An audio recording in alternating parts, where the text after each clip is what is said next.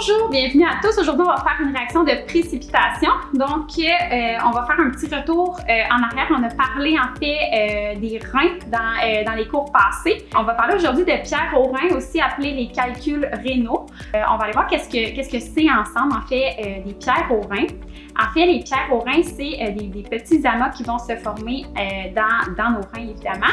Et ça peut être causé, en fait, à cause de la réaction entre les oxalates et le calcium qui est présent dans notre corps. Généralement, ces petits amas qui se font, ils vont s'évacuer facilement, mais il peut arriver qu'ils deviennent plus gros et ça devient très, très douloureux. Qu'est-ce qui est riche en oxalates, en fait, qui peut provoquer des pierres aux reins? On a notamment des noix, des fraises, des épinards, donc il y a beaucoup d'oxalates dans ces aliments-là, mais je dirais que la plus grande prédominance pour avoir des pierres aux reins, c'est de ne pas boire assez d'eau. Petit rappel que c'est important de boire 2 litres d'eau par jour minimum. Voilà, capsule pierres aux reins. Pourquoi je parle de pierres aux reins aujourd'hui? C'est que je veux parler d'une réaction de précipitation. On se rappelle, c'est quoi une réaction de précipitation? C'est qu'on a deux substances qui sont liquides et quand elles vont être ensemble, ça va former un précipité qu'on appelle, d'où la réaction de précipitation. Le fait que ça forme un solide ici, c'est ce qui fait la fameuse pierre aux reins. Donc, évidemment, puisqu'on fait un laboratoire avec les trucs qu'on a à la maison, donc on n'a pas nécessairement les ingrédients ou la bonne concentration d'ingrédients chimiques pour faire exactement la réaction d'une pierre aux reins. Donc, aujourd'hui, on va faire une réaction de précipitation qui est un peu différente. Donc, on va le faire avec du lait chaud et du vinaigre. Comme vous pouvez constater, on a deux ingrédients qui sont sous forme liquide, donc le vinaigre et le lait chaud.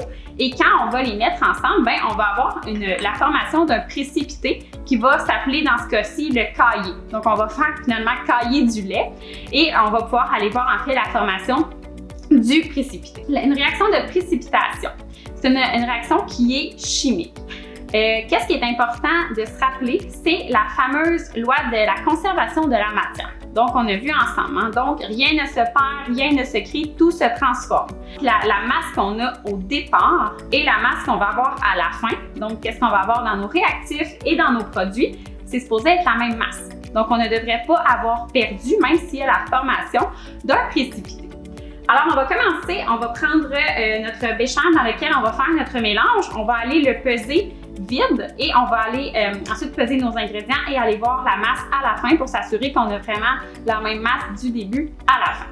Donc, je prends mon bécherre ici, je vais aller le peser. Donc, on obtient 60,61 grammes. Donc, on a pesé notre bécherre ici. On a 60,61 grammes. On va aussi aller peser notre cylindre gradué qu'on va utiliser pendant notre labo. Donc, on obtient 35,88 grammes. Donc, on peut le noter ici. Donc, on est rendu à faire le volet pratique. On va aller peser notre bécherre. Donc, on arrive à 60,62 grammes pour le bécherre vide. Donc, le bécherre, c'est dans celui-là, en fait, qu'on va aller faire la réaction. Pourquoi on le pèse? Parce qu'on va vouloir aller le soustraire son poids, en fait, à la fin pour s'assurer que les réactifs qu'on a mis et les produits vont avoir la même masse. On va aussi aller peser le cylindre gradué pour la même raison. Donc, 35,88 grammes pour le cylindre gradué. Donc, on va commencer par aller mesurer en fait 10 ml de lait. Donc, j'ai mon petit bécherre. C'est important que le lait soit chaud. Donc, voilà, je vais verser ça.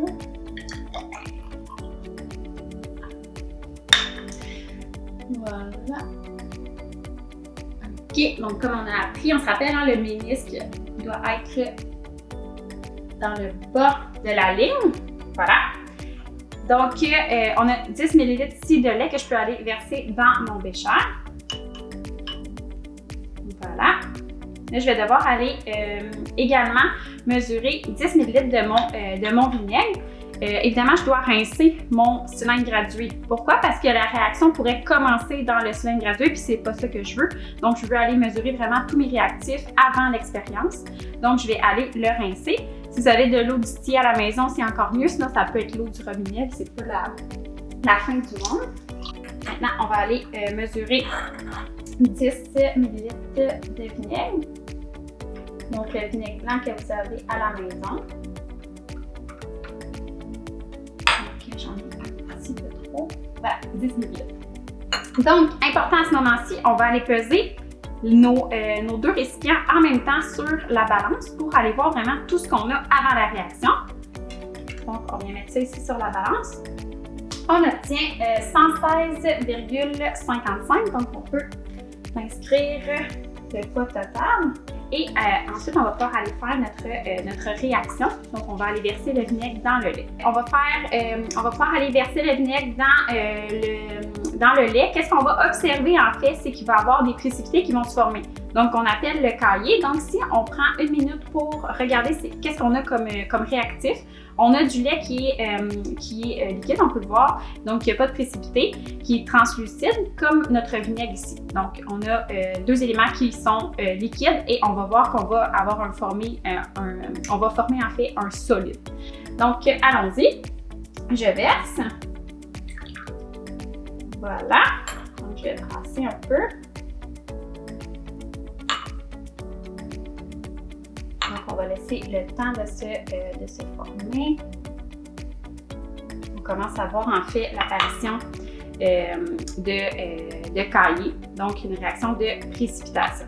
Donc, on a la formation d'un caillé. Donc, je vais essayer de vous montrer de plus près.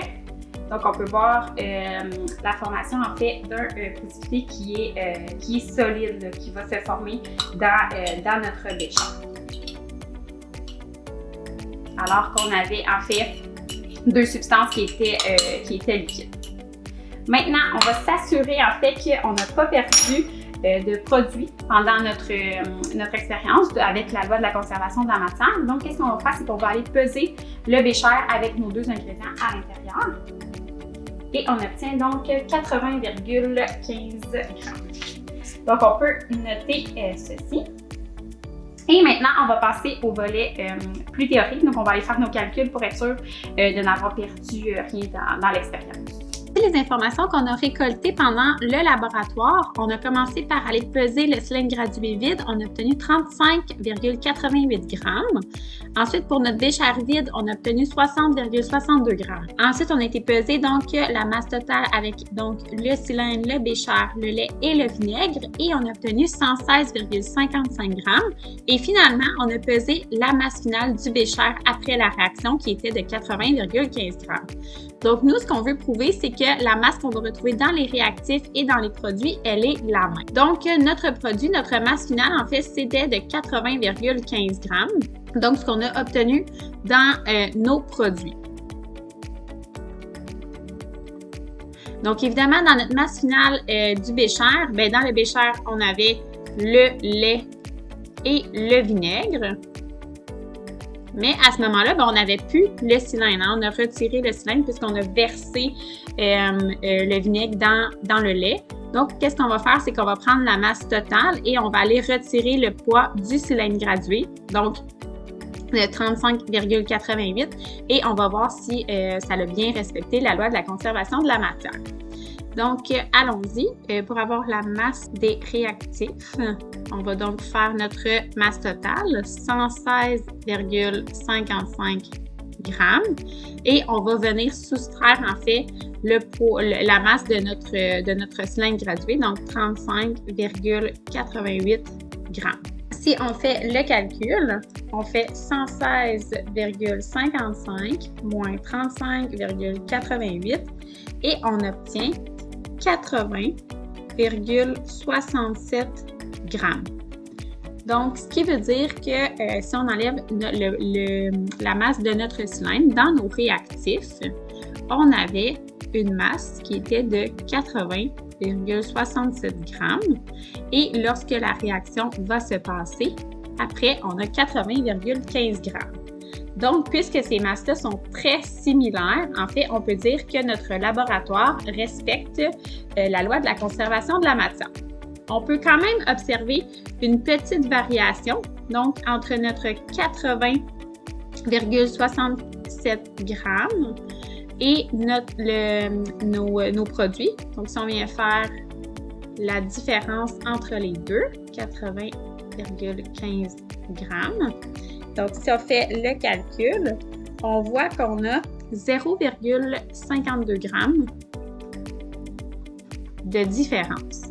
Donc, je vais vous expliquer où on pourrait aller expliquer en fait cette perte de 0,52 g qui est quand même minime, mais qui est présente tout de même. Donc, les réactions de précipitation, comme on a pu le voir, c'est de prendre deux réactifs qui sont liquides et on va avoir la formation du précipité. Donc, on a pu l'observer avec la loi de la conservation de la matière. Évidemment, on a eu une masse qui était semblable dans les réactifs et dans les produits, même si en le faisant à la maison, on a peut-être eu un peu d'incertitude. Donc, qu'est-ce qui pourrait créer un peu d'incertitude? C'est peut-être qu'il nous a resté des petites gouttes précieuses dans notre cylindre gradué. Donc, ça peut faire en sorte qu'on a eu une petite variation. On peut voir qu'il y a des gouttes qui sont restées collées un peu au cylindre gradué. Donc, évidemment, il y a une petite marge d'incertitude par rapport au laboratoire. Mais l'essentiel, en fait, c'est d'avoir vu qu'on a pratiquement la même masse dans nos réactifs et dans nos produits. J'espère que ça vous a éclairé sur la réaction de précipitation. Sur ce, je vous souhaite une belle journée!